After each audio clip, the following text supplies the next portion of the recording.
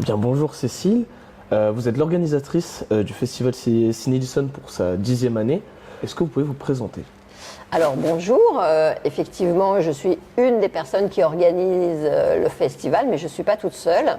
Mon métier chez Ciné Bleu, c'est d'être programmatrice et organisatrice, donc c'est-à-dire que je programme les films tout au long de l'année et j'organise tous les événements que vous pouvez retrouver dans toutes nos salles. D'où vient cette idée de festival Ciné-Edison? Alors le festival a été conçu avec les 3 partenaires, donc la ville de l'Orgue, la cité scolaire et les enseignants et nous-mêmes. Et ça fait 10 ans qu'on fonctionne plutôt bien puisqu'on se développe régulièrement. On est très contents. Comme je l'ai dit précédemment, on est déjà à la 10e édition du festival, un chiffre assez grand, assez important. Qu'en pensez-vous de tout ça? Qu'en pensez-vous de l'avancement de ce festival? Nous, c'est quand même une grande réussite parce que tout le monde n'y croyait pas forcément au départ. Voilà, on donne beaucoup d'énergie. Le festival, quand il se déroule, pour nous, notre travail est pratiquement terminé puisque toutes nos négociations sont faites, les intervenants sont réservés, les films sont là. Et je pense que voilà, on peut être fiers tous les organisateurs, toutes les personnes qu'on ne voit pas forcément mais qui donnent énormément pour la réussite de ce festival.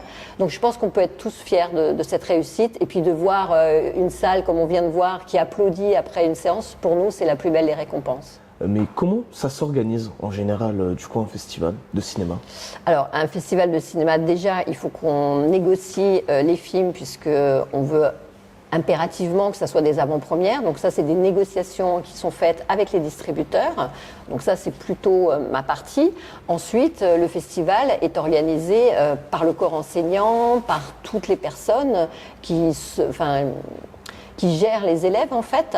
Et normalement, c'est sur le volontariat de l'enseignant et ils inscrivent leur classe. Cette année, vous n'êtes pas sans savoir que le Pass Culture nous a mis à mal.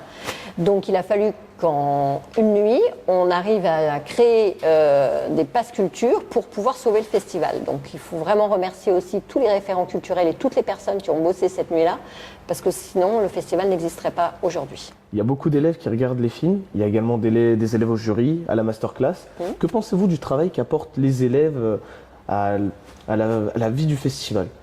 C'est la clé aussi, on l'a fait, c'est en partie pour eux. Alors pour notre public aussi, mais pour nous c'est une ouverture sur le monde, c'est voir l'autre, c'est faire des découvertes. Pour nous c'est très important de communiquer aussi notre passion du cinéma par rapport à la masterclass, par rapport au jury.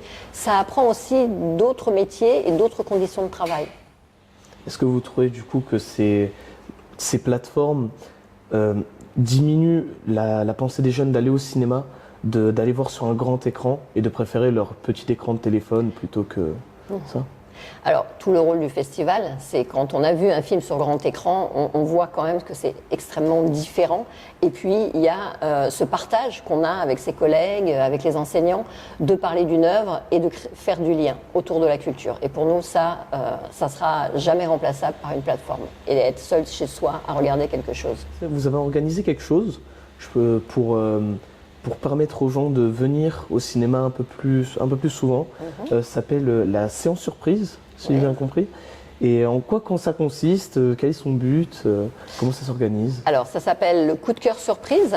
C'est une séance qui est organisée grâce à l'AFCAE, l'Agence française des cinémas Arts et Essais, dont on fait partie. Et ça nous permet d'avoir accès à des films en avant-première que nous sélectionnons.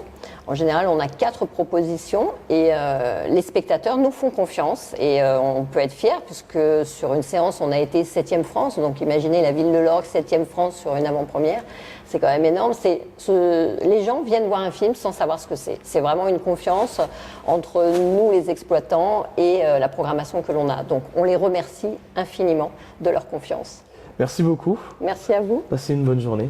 Merci également. Au revoir. Au revoir.